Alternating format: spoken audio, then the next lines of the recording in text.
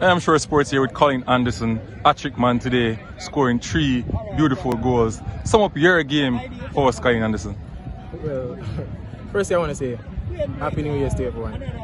I'm so grateful for this hat-trick. My first hat-trick in the Premier League. Wow. It's a good achievement. Going forward now, I have to step it up, continue to fight, work hard in training, come back again, go next week again. I'll continue to work until I reach the level that I am supposed to have right now. I think you continue to improve in your game. One concern I have is that I think you need a personal trainer in terms of getting the goal scoring department right, because you could have scored at least 5 goals today, but you got 3, and that's a New Year's gift. It's the first one. Yeah. You're doing well, but I just think that you just need that personal trainer in the goal scoring department. And the AAA battery is working well. Well, the AAA is Anderson, Ainsworth, and Atkinson. Yeah.